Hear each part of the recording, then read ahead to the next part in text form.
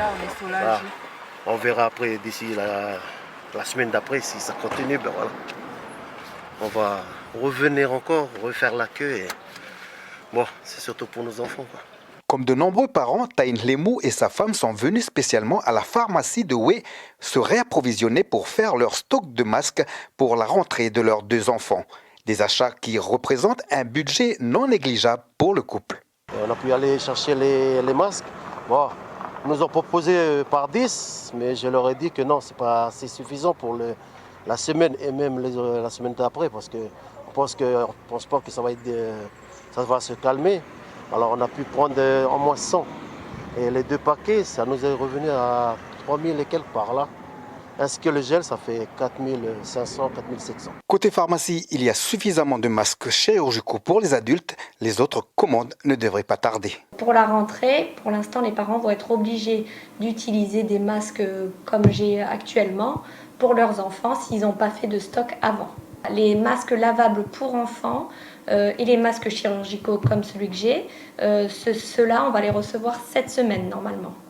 Malgré la peur au ventre, les enseignants et les responsables doivent se surpasser pour rouvrir les écoles et accueillir les élèves dans les conditions nécessaires. C'est important que cette rentrée échelonnée se fasse, puisqu'il s'agit aussi d'habituer les enfants aux nouveaux protocoles sanitaires assez contraignants qu'on doit appliquer pour accueillir les élèves dans les meilleures conditions possibles.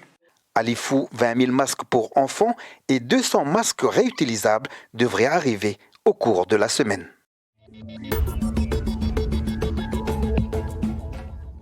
Myriam, gérante de ce salon de beauté, a investi ici il y a 15 ans. Avec la crise sanitaire, son enseigne a déjà fermé durant 3 mois. 3 mois de pertes financières sèches. Les entreprises, elles sont à bout de souffle.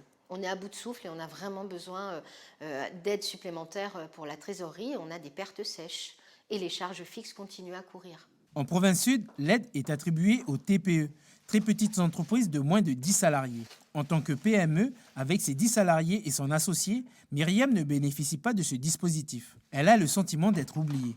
On est quand même dans l'incompréhension, notamment sur pas mal de structures. Parce qu'à la CPME, on a aussi des coiffeurs, on a aussi les transports qui ont été impactés. Et on sait qu'à partir du moment où on est 10, on ne percevra rien et on est en perte sèche. Pour la province sud, le plan d'aide aux urgences aux entreprises et aux patentés est complémentaire des aides de l'État et du gouvernement. C'est-à-dire nous, on se concentre sur les petites entreprises, sachant qu'au-delà de 10 salariés, les entreprises en fait, peuvent trouver auprès du gouvernement alors, des remises sur les déclarations fiscales, sur les déclarations sociales. Il peut y avoir donc, je l'ai cité tout à l'heure, le principe donc, du chômage partiel donc, renforcé. Il y a les aides de l'État également. Non, nous on se concentre sur les petites entreprises parce que je crois que c'est sur ces petites entreprises que l'on a le maximum d'effets. Pour la gérante, ces prix ne sont pas suffisants pour absorber les pertes des 3 mois de fermeture consécutive. Et c'est loin d'être un détail. Ces prix devront être remboursés. Il devrait peut-être augmenter un petit peu au nombre d'effectifs. Parce que beaucoup ne vont pas se relever. Nous, en tout cas, au niveau de l'esthétique et de la coiffure, on est quelques-uns encore à avoir à gérer cette crise tout seul. Et j'ai vraiment l'impression qu'à partir du moment où on est plus de 10, on est les oubliés de la province sud. Si Myriam et ses 10 salariés peuvent prétendre à pas moins de 12 dispositifs, comme des prêts ou des reports de charges, elle estime que ces aides se révèlent peu adaptées à ces vies. Regarde, voilà Lisa. Tu l'as...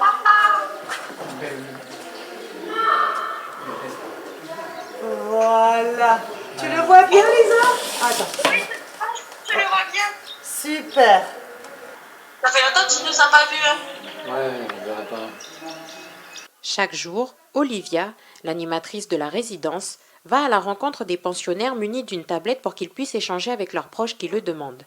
Une initiative qui a vu le jour lors des précédents confinements et qui a été renouvelée aujourd'hui, étant donné que les visites restent pour le moment interdites. Et du coup, ce lien visuel et auditif est excellent pour le moral de tous. Après, nous avons quelques malentendants. Alors là, on fait différemment. On appelle les familles, on enregistre un petit film où elle leur parle et leur pose des questions. Et puis ensuite, nous, par écrit, on traduit et puis on leur montre la vidéo et on leur montre les questions que nous avons reproduites sur papier. Donc là, c'est une excellente initiative et ça marche très bien aussi. Il n'y a pas que les visites qui sont interdites. Les activités réalisées par des intervenants extérieurs sont elles aussi suspendues, ce qui ne veut pas dire pour autant que rien n'est proposé au quotidien aux résidents.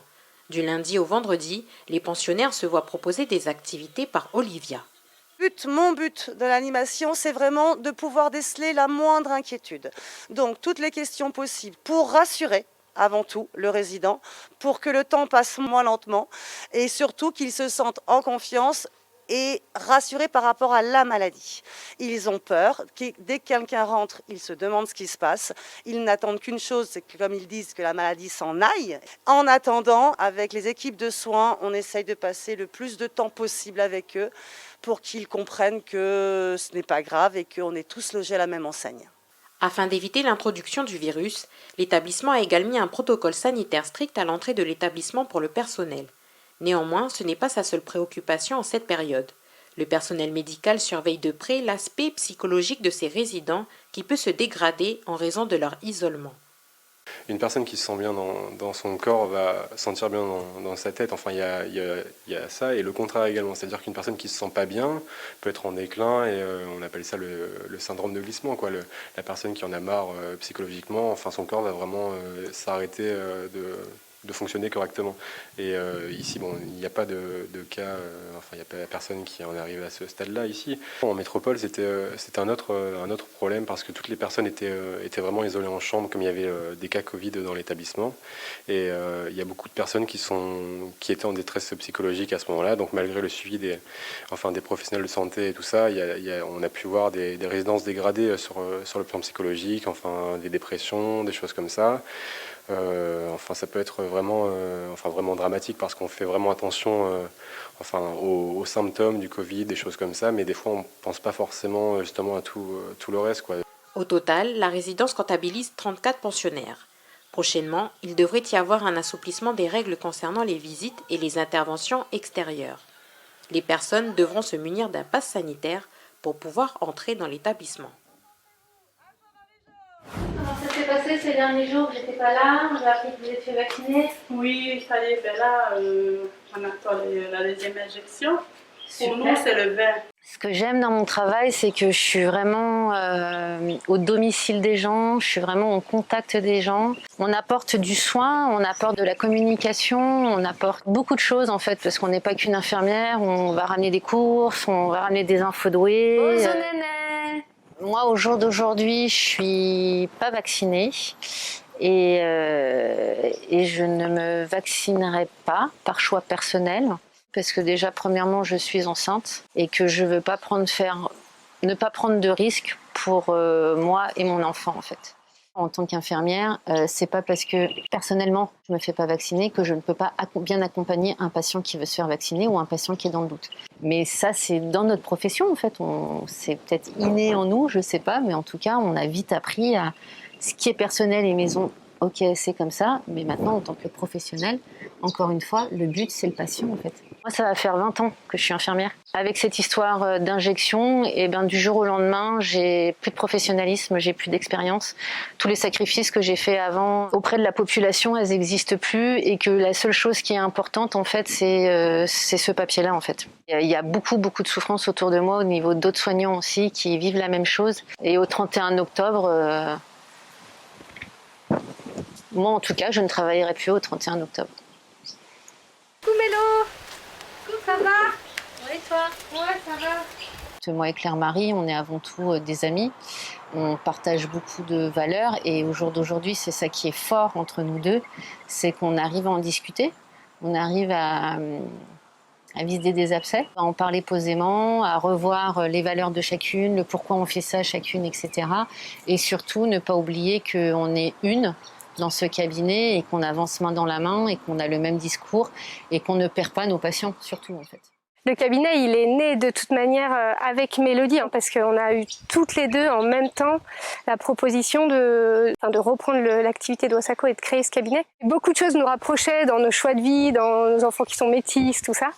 Et du coup, ça a vraiment hyper bien vite pris. Au tout début de la crise, on s'est réunis en tant que cabinet et on a pris une décision sur le message qu'on allait délivrer auprès des familles, qui était le message du gouvernement, c'est-à-dire qu'il faut se vacciner pour se protéger soi, pour protéger les autres. Après, on en est venu à discuter à chacune de ce que ça représentait le vaccin pour nous.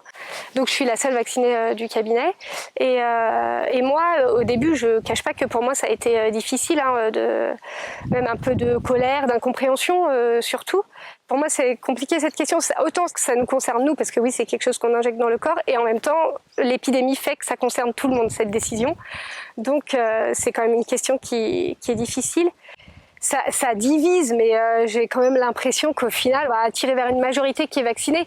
Donc en fait, c'est presque une fausse division, parce que au final, on va peut-être atteindre cette immunité collective, et du coup, en fait, on va atteindre le but en fait collectif. Et j'espère que cette question, dans quelques mois, elle sera plus d'actualité en fait.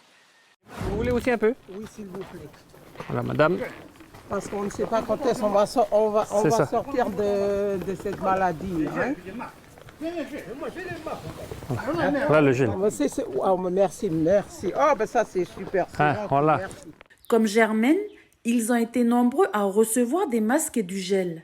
Des visites régulières initiées par le psych, le peloton de surveillance et d'intervention à cheval. La nouveauté ce matin, c'est la présence du maire au peloton. L'idée est d'échanger avec la population, d'écouter les doléances et d'essayer de répondre aux différentes attentes. Si vous avez des questions, il ne faut pas hésiter. C'est la mairie, tout ça c'est la gendarmerie. Les passes sanitaires, non, mais je dois faire ma deuxième dose demain. Oui. De toute façon, tu peux, même avec ta première dose, pour aller dans les restos, les machins, tu peux utiliser ton carnet de vaccination. Oui, tu peux. Et c'est à la gendarmerie qu'il faut demander? Non, tu viens à la mairie. Ça permet aussi d'apporter de l'information au plus près des gens, parce que c'est vrai que voilà, les papis, les mamies qui sont là, ils n'ont peut-être pas forcément Facebook. Hein. C'est bien. C'est très bien de visiter justement les tribus. Ça va m'être utile parce que j'en avais plus de masques. Le psych travaille pour l'ensemble des unités de gendarmerie du pays. Ses objectifs sont de faire des reconnaissances de pistes en chaîne, mais pas seulement. C'est vraiment du contact avec les tribus. Le cheval nous a permis aussi sur ces dernières années à faire évoluer aussi nos missions dans le périurbain, parce qu'il y a sur le Grand Nouméa, on a quand même une population importante maintenant. Et le cheval sert également à la sortie des lycées, pour limiter les bagarres, surtout en fin de cycle scolaire. Le cheval étant un bon vecteur de communication, c'est ce qui a motivé le maire à rejoindre le peloton afin d'apporter autrement l'information à ses administrés. La visite a duré 2 heures, environ 200 masques et 14 gels hydroalcooliques ont été distribués. 370 000 francs, c'est le prix minimum pour des obsèques selon l'autorité de la concurrence, une somme qui peut souvent devenir un terrible casse-tête pour les familles endeuillées. Les protocoles spécifiques au Covid imposent une mise en bière très rapide des défunts. Les familles doivent donc choisir une entreprise de pompes funèbres en moins de 24 heures. Difficile dans ce contexte de prendre le temps de la réflexion, de faire appel à la solidarité des proches ou de faire jouer la concurrence. Les prix ont-ils discrètement grimpé durant la crise? Les entreprises qui ont accepté de répondre à nos questions ont toutes assuré qu'elles prenaient en charge les surcoûts liés au protocole sanitaire. C'est nous qui prenons en notre charge les frais d'équipement EPI, c'est-à-dire combinaison, charlotte, surblouse, pour prendre en charge les corps de ces Covid. On n'applique pas sur les factures des familles 50% à peu près des prestations de services en plus. Est-ce le cas pour toutes les entreprises? On ne peut pas supputer d'éventuels abus sur les tarifs, en tout cas depuis la crise Covid. Par contre, les opérateurs, évidemment, font face à une augmentation du volume de décès. Donc évidemment, par définition, leur chiffre d'affaires peut augmenter et ça fait partie des raisons pour lesquelles on a estimé que le gouvernement pouvait, s'il le souhaitait, encadrer les prix des prestations strictement liées au Covid et uniquement pendant la crise sanitaire. L'autorité de la concurrence propose de plafonner les prestations incontournables pour les décès liés au Covid en choisissant les prix les plus bas les plus souvent constatés. Ainsi, les prix moyens pourraient baisser de 5 à 39% selon les communes. Non, la majorité des opérateurs de Grand Nouméa vont devoir baisser leurs prix. La moyenne, elle est sur l'ensemble des opérateurs de Nouvelle-Calédonie, y compris ceux qui sont à Koumak, à Pointe-Mimier ou ailleurs, et qui sont en général beaucoup moins chers, tout simplement parce que le pouvoir d'achat est moins élevé. Donc, pour les opérateurs du Grand Nouméa, ça devrait quand même conduire à une baisse sensible des prix, et c'est souvent eux qui sont les principaux appelés parce que les morts Covid ont principalement lieu au CHT. Je ne rentre même pas dans la fourchette. C'est-à-dire que je suis encore plus bas dans les tarifs, moi, en prestation, pardon. Le gouvernement avait déjà proposé mi-septembre des tarifs non pas plafonds mais étonnamment planchers. Le Congrès se penche aujourd'hui sur une proposition du gouvernement, celle de rembourser aux familles 50% du prix des prestations funéraires spécifiques au Covid. L'autorité de la concurrence préfère insister sur le défaut d'information des familles endeuillées. Si en théorie, il suffit de demander aux entreprises un devis et une grille de tarification, la réalité n'est pas si simple. Nous n'avons reçu qu'un seul devis, après avoir sollicité pourtant toutes les grandes entreprises de Nouméa. Le centre funéraire municipal de la ville est aussi le seul à afficher sa grille tarifaire en libre accès. Il y a clairement un manque de réglementation sur le secteur funéraire en Nouvelle-Calédonie et c'est la raison pour laquelle aussi on y travaille et on va rendre un avis sectoriel d'ici la fin de l'année au gouvernement pour voir toutes les difficultés, pas seulement ceux liés au prix. Un premier pas peut-être vers davantage de réglementation pour ce secteur sorti de l'ombre avec la crise sanitaire. Déterminé car même sous une pluie battante, la centaine de manifestants anti-pass a tenu aujourd'hui à se faire entendre. Déployés en face de la province des îles, sur leur banderole, on peut lire un message de soutien, mais également leurs différentes revendications. Donc l'obligation du pass sanitaire pour tout le monde, c'est quelque chose qui est vraiment aberrant. Surtout pour nous les îles qui devons se déplacer dans les autres îles ou même sur Nouméa, on nous oblige à avoir un pass sanitaire. Et puis c'est franchement pas possible parce qu'on ne veut pas se vacciner, tout le monde ne veut pas se vacciner.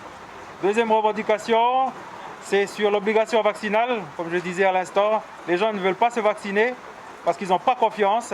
Il y a un déficit de confiance dans les tribus, un déficit de confiance dans les familles. Ça ne marche pas. Une marche précédée par des échanges forts avec un médecin de repos aujourd'hui. Le docteur Doué a tenu à rencontrer les manifestants. J'appelle Ouvéa, j'appelle Marais, j'appelle les fous, je suis à les fous. Et que les 45 personnes qui ont été malades, les 45 malades qui ont besoin d'oxygène, qu'on a envoyés à Nouméa, pour certains qui sont morts, les 45, 100%, ils n'avaient pas de vaccin, ils n'avaient qu'une seule dose de vaccin. D'abord que je comprenais leur colère, que l'obligation c'est probablement jamais une bonne solution, que nous on a l'impression en tant qu'équipe médicale du dispensaire d'essayer d'orienter les gens vers la vaccination, mais sans jamais avoir obligé personne, mais de les orienter parce que nous avons la conviction que c'est une des solutions qui fonctionne. Aucune institution les a reçus aujourd'hui, mais les manifestants ont tout de même improvisé une marche de l'hôpital vers la subdivision des îles. Leur doléance devrait atterrir au tribunal de Doué et à la province des îles Loyauté. Procédure pour vous faire visiter le vaisseau des sciences malgré les gestes barrières, tout ça. Du coup, là, ce qu'on a dit, c'est un élève par espace. Donc là, vous allez rentrer. Je vais vous laver les mains d'abord avec le petit pchit. Vous allez récupérer le questionnaire et le premier qui rentre, il file tout au fond dans l'espace 4. Il y a 4 espaces. Kevin et sa collègue Amy ont ainsi dû mettre sur pied un véritable protocole sanitaire afin de pouvoir accueillir de nouveau les élèves dans le vaisseau des sciences. Premier espace, là tu te poses la question, qu'est-ce que le nickel et à quoi il sert? Du coup tu vas voir, tu as plusieurs maquettes, tu peux interagir sur toutes. Il faut préciser que le vaisseau des sciences sort lui aussi de confinement. Arrivé la veille de la crise sanitaire au lycée Michel Rocard, il dort maintenant depuis 4 semaines sur le parking de l'établissement. Qu'est-ce qu'il faut que tu t'assures pour commencer à creuser et à tirer du nickel? Les espèces protégées, s'il n'y a pas de danger. Ok. Donc les dangers potentiels, les espèces protégées. Mais toi tu cherches à tirer quoi du sol? Nickel. Donc c'est la teneur en nickel.